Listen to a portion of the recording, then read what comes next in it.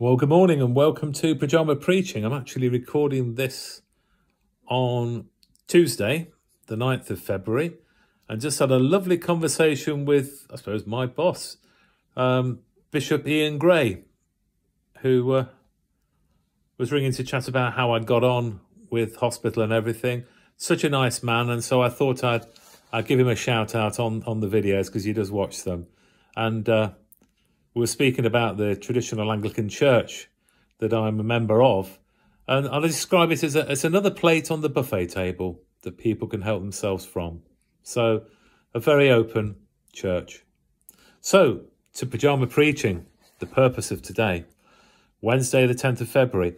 We're looking at Mark chapter 13, verses 7 and 8, and verses 24 to 27, because as I explained, Barclay is clumping together common themes so that we can pick off the whole of the chapter neatly. So, reading from the Bible Society Who version of the Bible again, Jesus says, "You'll hear talk of war, and wars will come, and make no mistake, nations will clash, kingdoms will rise and fall, natural disasters will shake the earth time and time again. But don't let any of this shake you. All these things are inevitable, but they don't mean the end is nigh. They're more than a woman's first contractions as she goes into labour." And then from verse 24 onwards, the prophet Isaiah tells us that this will be followed by astonishing signs in the skies. The sun and the moon will cease to shine. Stars will fall and the cosmos itself will be shaken. These things will herald my return, and there'll be no mistaking that for anything else. I'll be riding the clouds, and God's angels will gather all my followers from the four corners of the earth. So Barclay says, here Jesus unmistakably speaks of his coming again.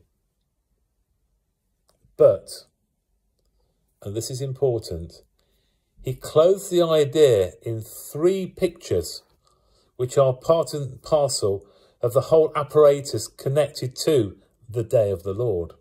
The first one, the day of the Lord, was preceded by a time of wars in 4th Ezra or 2 Esdras. And you remember I put a little explanation of what the apocryphal books were? Yeah. They declare that the day before the Lord there will be earthquakes, tumult of peoples, intrigues of nations, wavering leaders, confusion of princes. Now, I'm holding myself back by making an extra eisegesis on the side that, lots of them are happening at the moment, aren't they? The same book says, "And bewilderment of mind shall come over those who inhabit the earth. They shall plan to make war against one another, city against city, place against place, people against people, and kingdom against kingdom." Wow.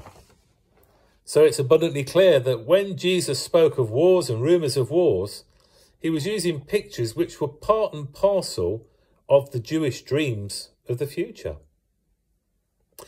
Second point from him is the day of the Lord was to be preceded by the darkening of the sun and the moon.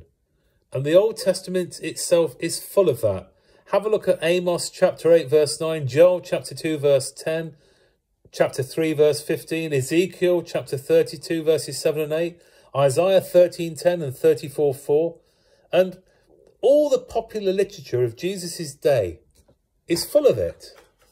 So what Jesus is telling them is nothing new. None of them are surprised by it.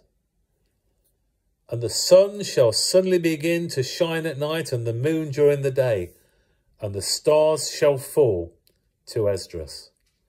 And 2 Baruch 32:1 speaks of the time in which the Mighty One is to shake the whole creation. So once again, it's clear that Jesus is using popular language that everyone knew. And is this why we get so worked up about things now? Because, well, simply, we're not thinking in that same mindset, are we? I'm just going to click on a piece of paper that I'd like to look at if I can time it well. And so point 3, fighting with computers, because I just thought what I'd end this on, because it made me laugh earlier. There we go. Number 3 was a particular part of the imagery that the Jews were to be gathered back to Palestine from the 4 corners of the earth. And the Old Testament is full of that idea. In Isaiah 27:13, 35, chapter 35, 8-10, Micah 7, chapter 7, verse 12, Zechariah chapter 10, verse 6-11. You'll have to pause, rewind, play back again. Once more, the popular literature loves the idea. The Psalm of Solomon, chapter 11, verses 1-3. Blow ye in Zion on the trumpet to summon the saints. Cause ye to be heard in Jerusalem the voice of him that bringeth good tidings. For God hath had pity on Israel in visiting them. Stand on the height, O Jerusalem, and behold thy children. From the east and the west, gathered together by the Lord. So when we read the pictorial words that Jesus speaks about the second coming, we must remember. Let's pause a minute, hang on. We must remember that he is giving us neither a map of eternity nor a timetable to the future, but that he is simply using the language and the pictures that many Jews knew and used for centuries before him. So in the passage, the one thing that we must retain is the fact that Jesus did foretell. He foretold that he will come again. And the imagery, we can disregard that. And I want to quote you from C.S. Lewis. He looks at all the images of heaven that are shown in the book of Revelation. And of course, that's where lots of the end times readings are, and in book of Daniel. But in Revelation, there are the hearts, the crowns, the gold, all those things. But as C.S. Lewis says, they're only symbolic attempts to express the inexpressible, or in my case, the unspeakable. He helpfully adds, people who take the symbols literally might as well think that when Christ told us to be like doves, he meant that we were actually to lay eggs. So there. A short prayer. This is thanks to my dear friend Ruth Kirk, who's poorly at the moment, so would you pray for her? You are the source of all my joy, my confidence and hope. You are the source of my salvation, comfort, strength and peace. You are the source of my faith, my light, my truth, my love. You are the source of my poor soul, my God in heaven above. Amen and amen. God bless.